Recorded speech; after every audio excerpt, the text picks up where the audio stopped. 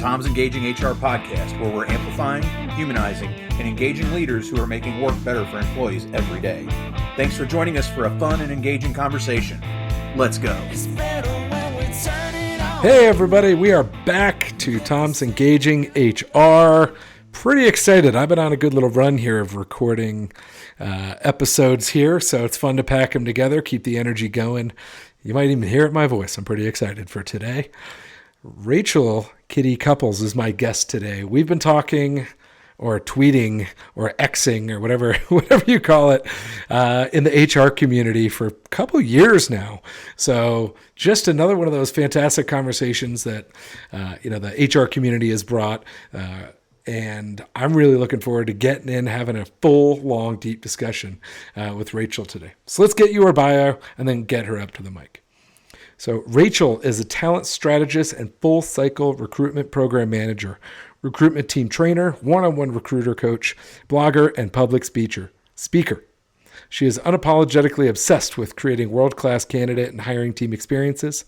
In June 2024, after 2 months of job search and labor market research, Rachel hung up her own shingle and now is offering support and services fractionally to clients who need temporary support with strategic sourcing, full cycle recruitment team training programs, and one-on-one recruitment coaching, helping individual recruiters looking to upskill their diversity-focused candidate searches and candidate experience tool bags. She does a lot. We're going to talk about a lot. Rachel, welcome to Tom's Engaging HR. Thank you. I am so happy to be here, Tom.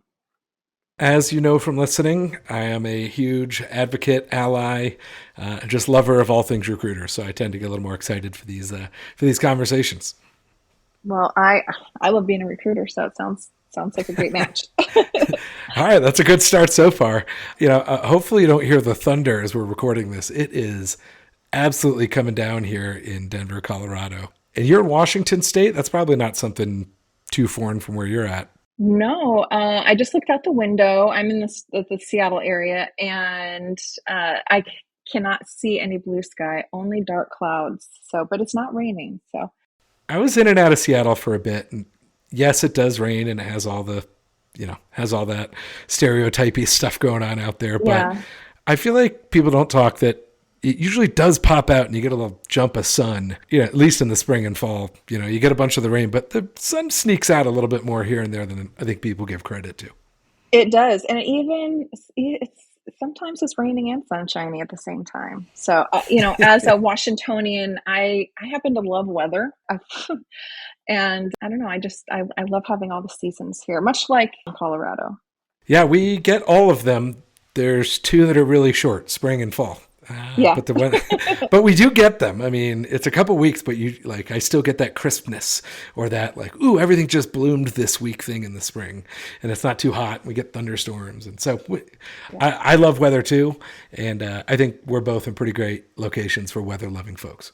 Exactly.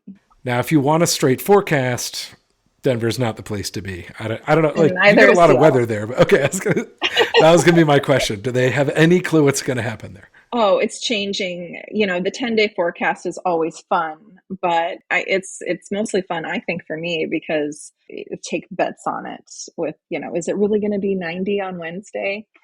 Now, yeah, right. by Tuesday, we'll know that it's going to be 70. Yeah, I mean, we changed by the hour. This thunderstorm today was actually forecasted, which blew my mind because yesterday, 0% chance of rain. I looked at the app, looked at the radar, nothing. I looked out and I went, it's going to rain in an hour. Looked at the app, still nothing, poured rain in an hour. Yeah. What do you know? But I love it. Yeah, it's just like work. You just got to be prepared for everything. You think you got your day set up and then boom, something goes. Great way to explain HR and everything that falls under the umbrella. Yeah, right? And again, that's why I like the recruiter conversation. You're half sales folks, you're half hunters going out and trying to find and figure things out, but then also it all kind of comes back to the people and getting the right people into the organization, helping organizations, get better and be the best that they can be. So I love that intersection of kind of harnessing the chaos and then focusing it into some great outcomes. You just never know what it looks like. Yeah, I think people don't realize how much strategy goes along with it too. And being able to, much like the weather, continually pivot and move with, what's happening, move quickly is a really, I think, important skill for recruiters to have. So it sets us apart, I think. Yeah, without a doubt. Another thing I want to touch on that I think really relates to kind of what we're talking about. You posted the clip of Tom Brady in the red jacket. I saw that on your TikTok this morning, and I had seen it on Twitter like 2 minutes before that. And I immediately grabbed my 9-year-old and I was like, sit down, you got to watch this thing. How good was that? And disclaimer, I'm not a Tom Brady fan, and I'm not a Tom Brady fan. You know what I mean? Like, I'm neither. I'm a New York Giants fan. Like, I'm not a Tom Brady fan. I respect Tom Brady. I respect his game a lot. But I would say, I heard it and I thought it was very inspiring. I couldn't help but dissect it a bit because, yes, I don't want to take anything away from his accomplishments, right? But there are barriers to access for marginalized communities that, Tom, maybe has witnessed it throughout his life. I don't know a whole lot about Tom, but it was just interesting to hear him also speak for all people. Yep. So I shared it because, yes, it's inspirational, but I couldn't help but wonder, like, okay, Tom, maybe there's some hard work that goes into it, but maybe you could have at least referenced the privilege that you had that maybe some of your other teammates didn't have initially. Yeah, he didn't come out and say that. He was all inspirational, but you're right. Like, I think there's acknowledgement that climb and that effort and that hard work is different for different groups and different places for different people. But the reason I shared it is because he's right. Everyone struggles in some way or another on their way to the top. It's just what someone's struggle may be someone else's blessing. So yeah, 100%. Well, that's I was listening to something. I couldn't even remember what it is. It's in the car, some sort of talk radio, but that it kind of sparked to me that's one of the things I love most about sports. You talk in Hollywood, you get the Nepo babies is the big term, Like, you look at every person was raised by, cousin of, son of, daughter of, uncle, like everything's interconnected. But in sports, yes, you have the athletes' kids, but they still have to earn it. You look at in baseball, all these Dominican players, like, they're not coming up in a estate in Montecito in all cases. Right. Like the gyms they work out in. And like you see the soccer players, some of these guys that are on the Brazilian and Argentina teams playing, you see where they came up. It's like, oh my gosh, like that's not even a field. Like, that's not even a soccer net. That's not even a soccer ball in some cases. So I do love that about sports is if you're on the stage, if you're there, you've earned it one way or the other. And I think that's a really cool thing. I think in recruiting, there's some of that tied in too, to where you got to go out and get it. You got to have the skills, and it's up to you to get that job. It's up to you to do it. But some people have to go over a million barriers. And I know getting my last position took a long heck of a time. And I'm probably preaching to the choir here. Oh, yeah. So you're currently looking, I was reading through the bio. I know we've talked before. You're currently out on a job search right now. As you mentioned, I just recently updated my website and my LinkedIn profile showing that I am accepting fractional work. I'm consulting many who I believe experts and folks that I look up to in the HR and talent acquisition, greater community. So many folks were like, why aren't you just going out on your own right now? And I thought about it. And as a job seeker, after about 2.5 months, and seeing what the labor market looks like specifically for recruiters right now, I believe where I can provide more value is in a fractional way. So I'm going to continue, whether anyone agrees with it or not, to, job search for something full-time with benefits and all of that, where I can make a place a home. But at the same time, I've decided to start taking on client work here and there. And I just have scheduled actually my first 2 client intake meetings. So I'm very excited about that. Wow, congratulations. Well, I also want to applaud you that, I've been on the job search and I've been on long job search, and it's so easy to just kind of like fold into yourself, or just send out resumes and not be able to think outside of that bubble of I'm trying to get a job or I need this job. But, I follow you on the social. You're constantly busy. You're constantly pulling industry data. You're constantly creating blogs, creating videos. You're constantly learning. Like that takes a lot of willpower. And I just want to applaud you for that. Like you're Oh, always busy and you're always moving forward I appreciate that. despite of the headwinds that you're facing. Well, and I think today's you bring up some excellent points there, but today's labor market is, I feel like I keep saying this like every couple of years now since like 2017, but today's labor market is nothing like I've ever seen before. It's closer to 2020 minus what the world's figuring out what it's like to, live through a pandemic, Yeah. but it's still it's not even like 2020. How we as recruiters talk about, you can't just post a job and pray you're going to have applicants. You can't post and pray. But now, as a job seeker in 2024, and we started to see this change in 2023, actually, you can't just apply and pray that somebody's going to get back to you, regardless if all of the reports, national reports, are coming out in the US specifically about like the low unemployment rates, because really the competition, it can be deceiving because there's so many folks that are underemployed that took work Right. just because they need to buy bread or Yep. feed their family, just like simple things, but it's in fields that's not actually their expertise, or most often they're not making enough to actually provide not even just a living wage, but just a bare minimum living wage. So there are a lot more job seekers out there searching for work than there are jobs. Mm-hmm. And so as a job seeker, sorry to go on this little rant, and like in my That's what we're here last for. blog post from that series, From Unemployment to Insights, it's called Tinkering with Job Seeker Whiplash. I was feeling like such whiplash, right? Like from, you apply for the job or you research the job, you check all the boxes, maybe you interview, and then you hear nothing, or you immediately find out you're not a fit, and then you start over again and just kind of goes back and forth. But in that blog post specifically, I talk about some of the advice that I've given myself and I've followed, and then what's actually happened.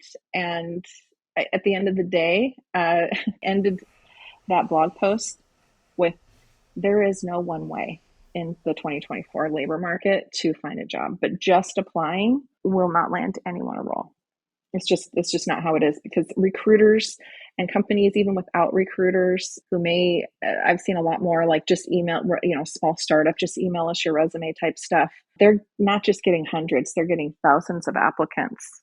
Just in Q1, I recruited through most of Q1 before I was laid off. There wasn't a requisition that I opened that did not receive at least 1,000 applicants within the first week or so. So I can't Wow. imagine what it may look like for recruiters now. Talking to recruiters that I know, it's just increased. Yeah, and that kind of brings up something I think about a lot that I don't think gets talked about enough, is that this world of remote work does open you up and does open jobs up to a lot more candidates. But at the same time, jobs I used to be able to walk out and get in my own city with my eyes closed. Now I'm competing against thousands of people all over the country that are trying to get into this job in my own market. And it's almost, forcing you to chase outside of your own markets. How are recruiters, dealing with that? Are they just leaning on the ATS to wean people out? Do they care at all where you're from, even if it's remote? Does it help if you're in the same location? I asked you a lot of questions, but at the core of it, No, I got it's you on it. it's just that remote piece just makes hunting for a job so much harder, because you're not competing against Denver or Seattle, or Right. you're competing against the United States and sometimes the Western Hemisphere for a position. Well, I'd like to answer a question you didn't ask first Ooh, and then answer I that. love But that. or it kind of goes with this. But one thing that is different in the 2024 labor market versus mid to late 2020 and 2021 is that we have a lot more pay transparency laws across the country. So, I know as a job seeker in 2020, a ton of remote roles opened up. So I was applying everywhere.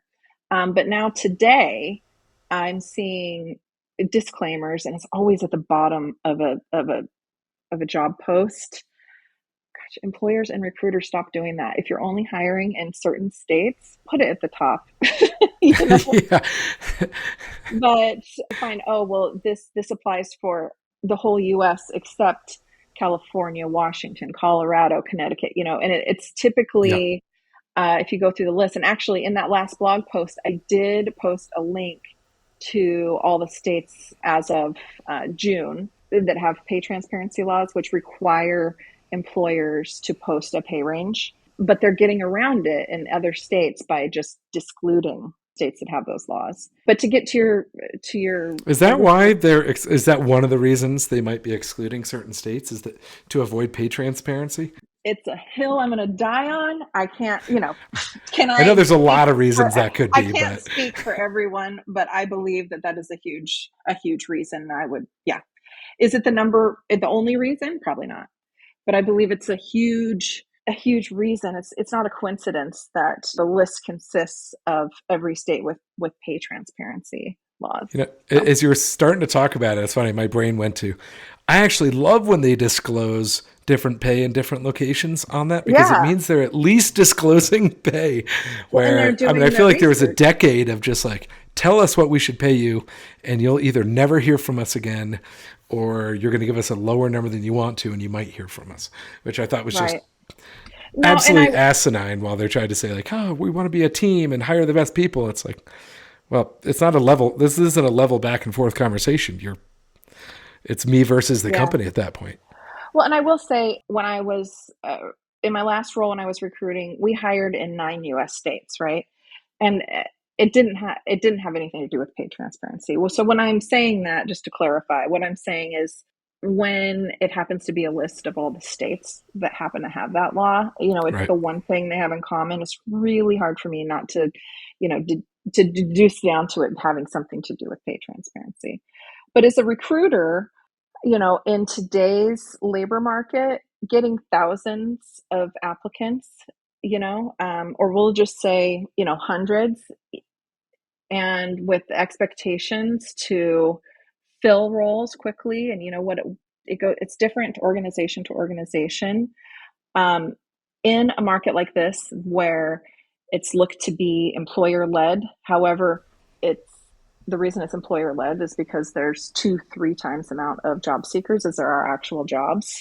Sourcing is the best way, because you could spend all your time, going through that, but hopefully you've done some work ahead of time and, are reaching out for candidates that have the specific experience you're looking for. Hopefully you're not just posting and praying, but if you are posting your jobs, hopefully you're posting them in places that isn't just sort of I'm just going to post this on LinkedIn. Like, well, where are the people that do this job? Because there's certain engineering roles, I post everything everywhere, but folks may have actual, LinkedIn profiles, but the odds are that they're not living there, so understanding the profile of, the type of work and the candidate that you're looking for and where to find them is more important than it's ever been. So I want to dig into that, where to post, how to post, what best practices should be for recruiters. How does that differ from in-house versus, agency? I want to dig into some of the minutia, nuts and bolts of recruiting. Is that something? Sure. I mean, something we can talk about? I cannot speak for every individual or company, but I can tell you. And nobody does. Don't worry. Don't worry. Nobody does. Well, let's take a quick break. And when we get back, let's dive into some of the nuts and bolts in the recruiting space. This has been awesome so far. All right, Rachel, are you ready for the HR hot sauce? I am ready. What most engages you? Overall, I'd say authenticity. So if I'm, talking to another job seeker, a recruiter, hiring manager, just someone in everyday life, the more authentic people are, the easier it is for me to show up as myself and be authentic myself. And I think vice versa. I love that. What is your favorite piece of technology you use in your workday? This might sound really elementary, but if it weren't for my laptop, my MacBook Pro, we wouldn't be recording this right now, and I wouldn't be able to do many things. So I am very grateful for my MacBook. What's your favorite interview question to ask or be asked? So, that's an interesting question because I believe in interviews that all the questions should be related to like qualifying a candidate to, are they actually qualified and have the experience we're looking for? But a question around, how someone, whether they're an individual contributor or leader, but how they've contributed to DEIB in the workplace can open a conversation and has over the years with just taking a look at how we get involved, and I've talked to interviewing job seekers with this question. You learn about different programs that they've volunteered for, ERGs that they were a part of, and people who haven't really thought about it or realized that some of the things that they were doing were in support of that diversity, equity, inclusion, and belonging in the workplace. And for me, as somebody who's diversity focused in my recruitment processes, and most recently working for a company like Textio, it was a very important thing that people understood at least what the basics of DEIB were. I love the B on the end of that. We can talk more in a bit. Favorite workday lunch? Tacos or taco salad. 100% I'm with you. Obsessed with anything tacos. This morning I had some leftover taco ingredients and I made an omelet for breakfast. So I actually think they're good for any meal. We are birds of a feather. What is your most unique or useless skill? I don't think that any skill is useless. I think it's kind of like the opposite if it's a skill. But I would say my ability to, I can talk in circles. And we have good yarn saying the same thing over and over again without effort. What makes your day at work? Yeah, what I've learned, especially as a recruiter over the years, is to celebrate all the wins. Because, oftentimes a side that job seekers don't see is, recruiters care. And sometimes we have one role and thousands or hundreds of applicants for it. And oftentimes there's a top 10 that's narrowed down to a top 5, then maybe a top 2, you know what I mean? And it can be depressing not to be able to hire everyone, And so I focus on the wins, on, the offer acceptance letters. One of my favorite things is hearing from a job seeker after it's over, whether I was able to hire them or they found a job elsewhere, and just hearing how their time with me impacted them as a job seeker. All right, final question for a taco lover here. Mild, medium, hot, or nuclear? I am between medium and hot. So I would say medium plus, because I do like to taste. The thing I love about tacos is all the flavors. And if you get a little too hot with that hot sauce, it tends to only taste like hot sauce. I don't disagree. We are done with the HR hot sauce. Let's get back to the show, Rachel. And we're back from the HR hot sauce.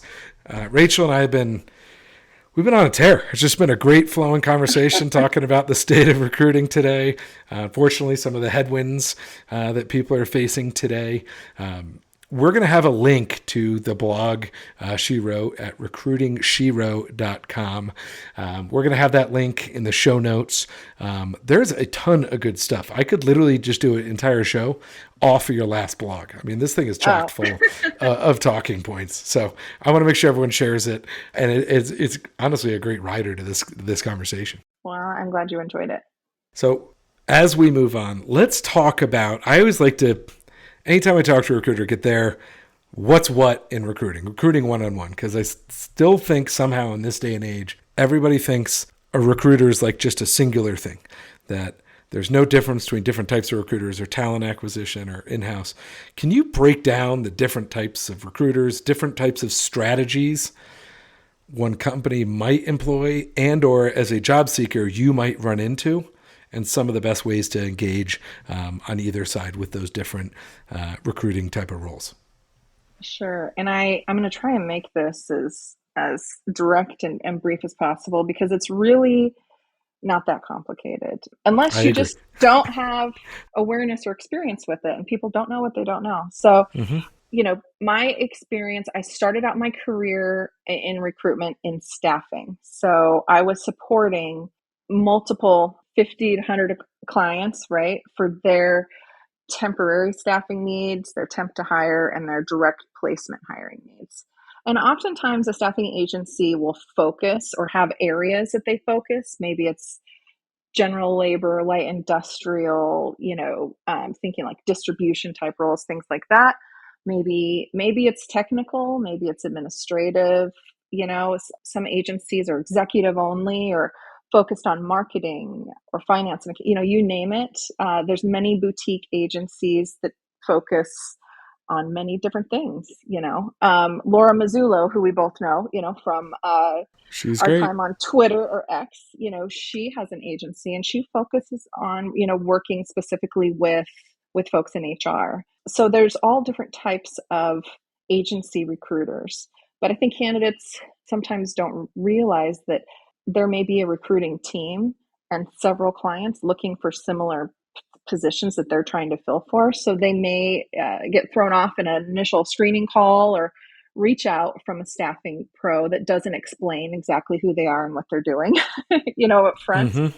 With Yep. why you're asking me all these questions, because oftentimes the job seeker is thinking just very one-dimensionally and thinking, well, there's a specific company that they have me in mind for. And actually, they may have you in mind for several specific companies. Whereas a corporate recruiter may be hiring for, multiple customer success managers as an example, right? And maybe different leveling from senior to junior to maybe even a leader position. And so they may be sourcing and looking for folks with specific information and be able to consider a candidate for multiple roles, depending upon, what their experience is. Or you may apply for one role and they may have a more junior or more senior role that they'd rather consider you for and would let you know about that. Mm-hmm. But most of the time in corporate recruiting, we hope we're only for go-to-market or we're, looking to build out an entirely new team. We're hoping we're just hiring one person. Right. And oftentimes we are. And then that is just where the odds become just a little bit slimmer because there's only one role, right? Whereas if I was a staffing agency recruiter, I may have several clients looking for the same thing. So I don't know if that helped explain that. And there's nonprofit recruiters, tech recruiters. Is headhunter, is that just a retired term? I used to hear that all the time. I feel like that's like a agency recruiter person, give or take, right? Lots of folks like to call themselves headhunters, gurus of any kind. I mean, all of it is just kind of offensive language, honestly, at this point. I That's think kind of what I figured is. should be retired because I don't know the definition of headhunter, off the top of my head. But I know it in nowhere in the actual definition originally did it mean recruitment. So yeah, right. Yeah. Well, and I haven't heard it, so I think I think I've seen your it point, recently. I've seen it a lot recently, honestly, on the bios of the folks. I feel like I used to see it more, but maybe I'm just not out there. Yeah, I see it a lot on LinkedIn. You were in-house recruiting. Is that do you have experience doing all of them? Is there one that you like the most, or one that you're most focused on? So I've done. I spent about 2 years in staffing as a branch manager of 2 different staffing companies. I moved in-house, and then I worked for an RPO for just a little over a year, and then went back. In my most recent role, I was there for just under, about a little over 2 years, an in-house recruiter for a SaaS startup company. No favorites? It's all good? Oh, so... I hate to put you on the spot. This is just my morbid curiosity. I don't look at it like that. I look at it like, if it were not for my experience in staffing, my first year in staffing was literally the hardest year of my life, career-wise. The second year, I happened to work for an incredible founder and owner that, she had very high standards and was expected, had high expectations. Looking back, I learned so much, working at that second agency. It definitely prepared me for, corporate recruiting. And later, I would find that it prepared me for startup recruiting because of the fast pace. Yeah, gotcha. Yeah, that. So I really don't have a favorite. What I can say is my favorite part of being a recruiter is that at every stage of my career, even when I was, in 2020 and 2021 working for the RPO, got an opportunity to recruit for a company building the world's first fully 3D printed rocket to send satellites into outer space. I got to Whoa, work for cool. a famous chocolate company to help them find, electrical engineers and folks in their finance department.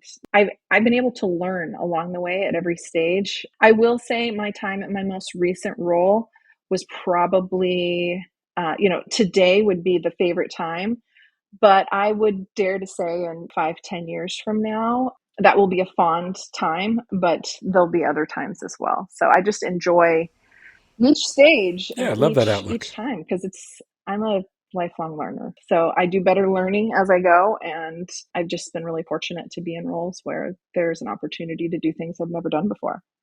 As with our love of tacos, I think you and I are aligned here as well. And I will tell you, Rachel, it shows. I mean, following you, you're everywhere: Twitter, LinkedIn, your own site. Again, we'll share all that, but it definitely shows you're constantly moving forward, learning and trying to figure things out. But also, to me, the thing I really appreciate is that you're sharing for people out there that are also trying to learn or that need to learn because of where they're at. It's great to see people like just putting resources out there, not gating everything, not everything signed up, just I'm finding this out. This could be helpful. Check it out. Call me if you need to know more.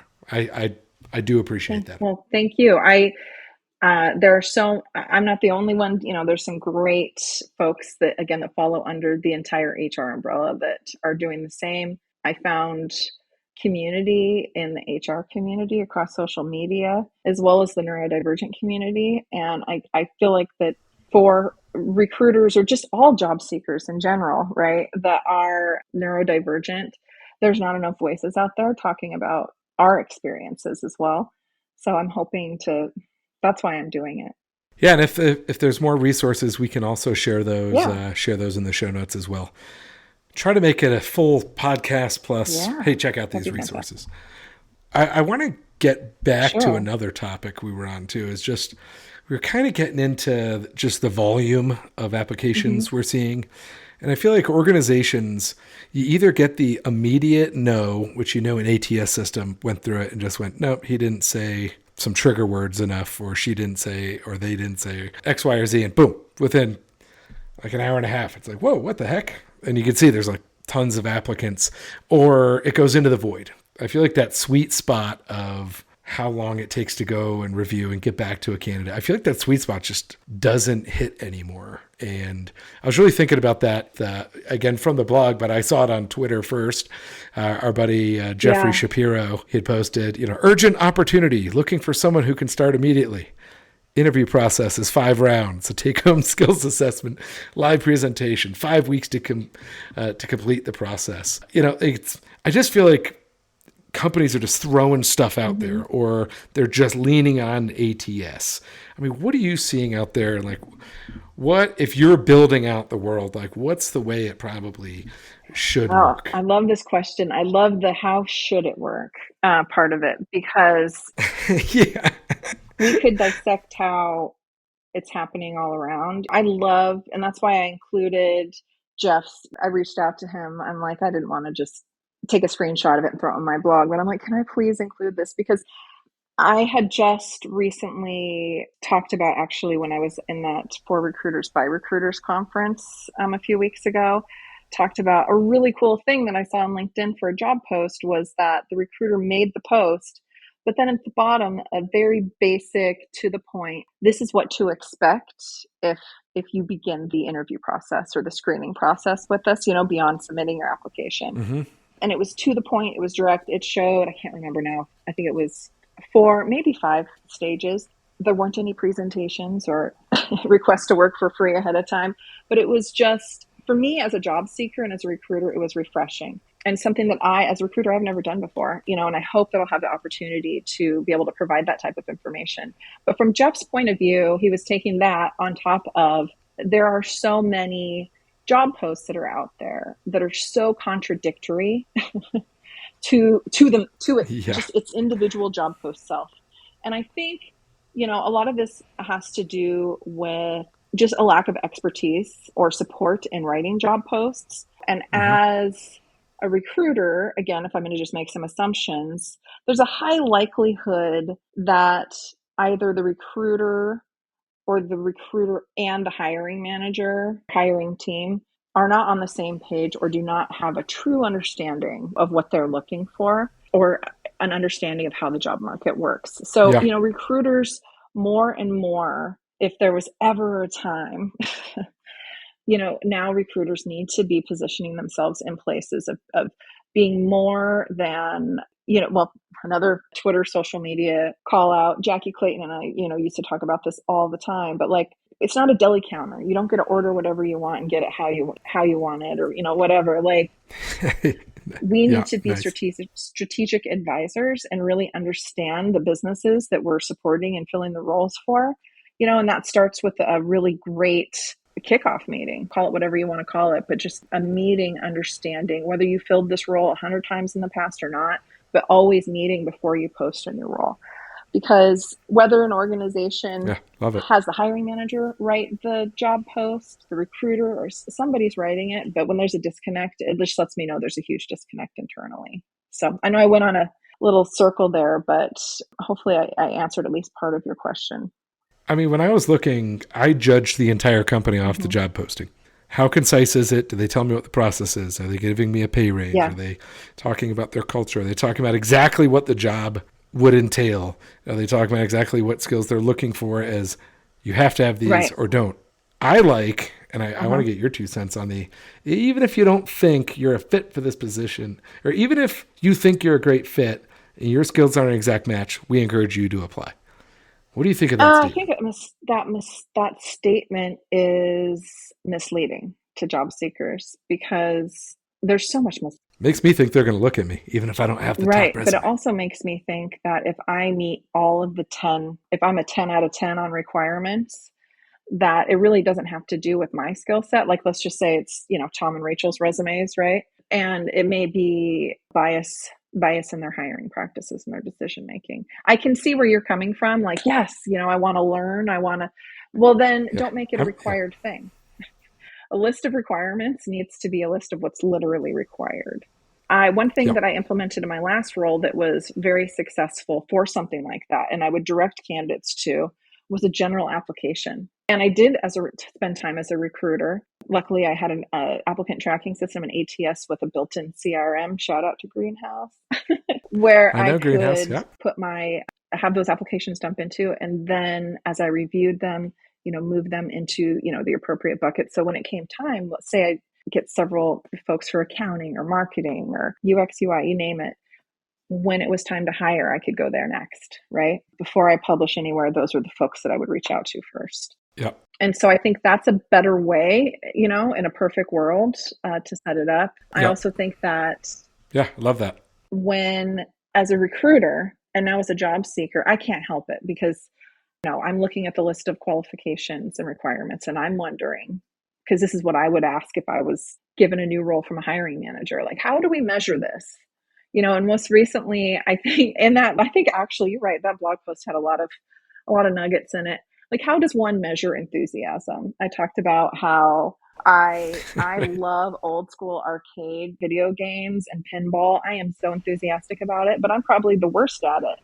I don't care, but that doesn't make me an expert or even an advanced player of said games just because I'm enthusiastic about it. So really looking at, it's important before the job even gets posted to really look at, like, how are we going to measure this and how is this truly a requirement to do the job? And if we could do that, I think we could really eliminate a lot of confusion for job seekers. It's just unfortunate that there is so much misinformation and everyone does it a little bit differently. As you're talking, it led me to a question, and this could be a giant one. I want to keep us moving forward. We're starting to get a little. I got to keep an eye on the end here because it's Friday, and I don't want you stuck in here. That said, I do have some good questions I want to keep asking. One of which being, how much? I feel like recruiters either lean too much on an ATS or don't use it at all or barely use it. What's like the sweet spot? Like you mentioned greenhouse, give a shout out. Yeah. ADP, my employer has one. There's a lot of ATS opinions out there, but from a tactical view, I see it either not being used or just the entire process is ATS driven and the recruiter is just like a button pusher in the background. How can you use it the best to get the most out of this really great tool? You mentioned earlier, you were talking about knockout questions like if bachelor's degree, and I'm not going to go down educational requirement opinions, but if that's required, and it will ask that question quite a bit, right? Yes or no. It may, a recruiter or an HRIS manager may have set up that application, whoever's in charge of each individual application, to send a rejection to those folks and automatically disposition them as, not meeting the educational requirements. Again, is the computer doing it? Yes, but a human chose to do that. It's not, the bots are not, the ATS does not have a mind of its own. It's doing as told. Yeah, a person told it to do that. But I would say for me, I don't know how anyone can stay organized outside. I need my ATS and my CRM. And then I'm a creature of old habits. I have a spreadsheet on the side where I'm maybe tracking whatever extra thing I'm trying to track on the side to see what I'm doing, whatever I'm trying to measure. If you are fortunate to have a robust ATM system, and I think that's where the dynamics might change, right? Whether you have like a JobVite or an ADP or a greenhouse, or do you have something that's like homegrown and doesn't, report your metrics or have an attached CRM or whatnot. It can be hard and probably easier to lean on a spreadsheet, right? Like for everything.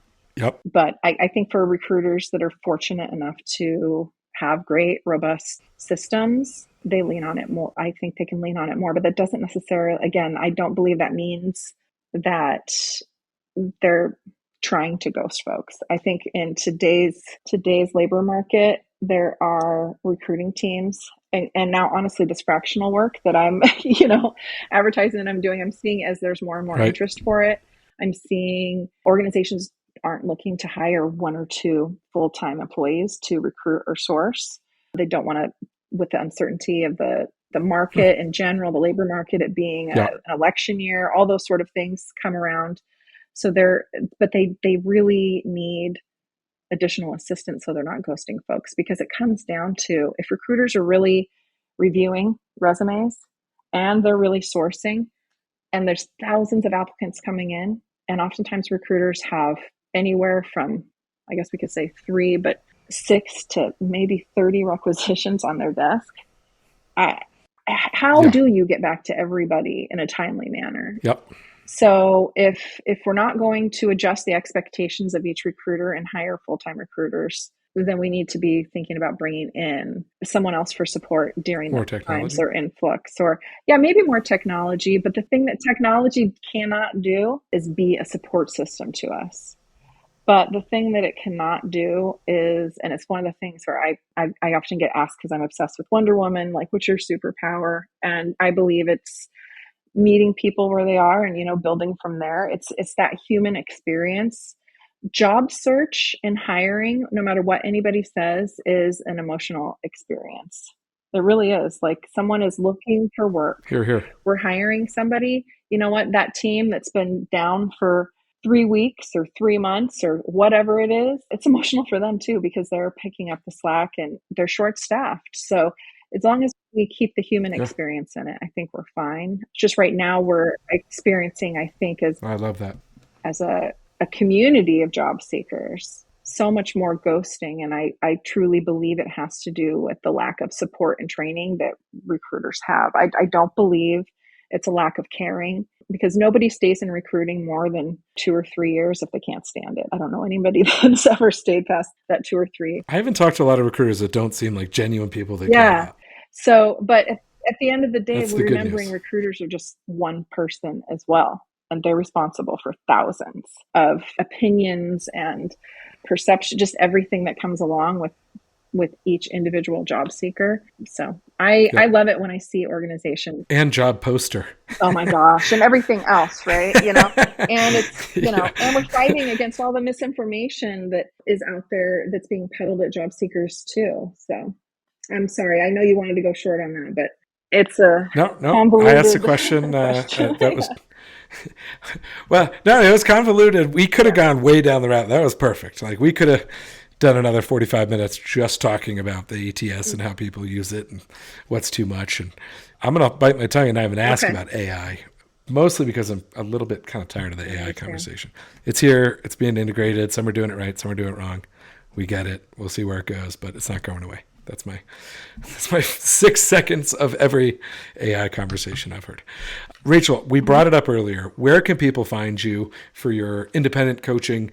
You got a lot to offer. There's a lot of need out there. Let's make sure we can connect those two with you. So tell us where to find you, anywhere, everywhere, and we'll put it in the notes. Well, my website is recruitingshero.com. Shero is SHERO. I am everywhere on social media at Recruiting Shero. I will say on TikTok, I am at Recruiting Shero 2.0. It's my second account. I got banned after the first one. So anyway, we'll talk about that when I hit stop. You can find me at LinkedIn everywhere. Awesome. Well, I appreciate you spending time with me. It's been great connecting with you. I know it took a while for us to get together back and forth, but that was all just kind of extra time chit-chatting and get to know you. So I really appreciated getting to know you better. And I appreciate you taking time to sit down with me and join Tom's Engaging HR. Thank you so much for having me. And one day I got to tell you about the time that I did fractional recruiting for ADP. So one day we'll talk about that as well. Oh, I love that. All right. Thank you. It was a good experience. We can leave it there. Sure. Good? Yes. Okay, good. All right. Yeah, I'd love to dig into that. Everybody that's listening, if you're a recruiter, if you think Rachel be phenomenal in your space, she is open to work. Reach out to her. For everyone else listening, hope you enjoyed the podcast. I had a great time today. It was raining when we started. Now it's a sunny Friday, so I'm going to go enjoy it. Everybody, thank you for listening. Break signals, take us away. Let's get better.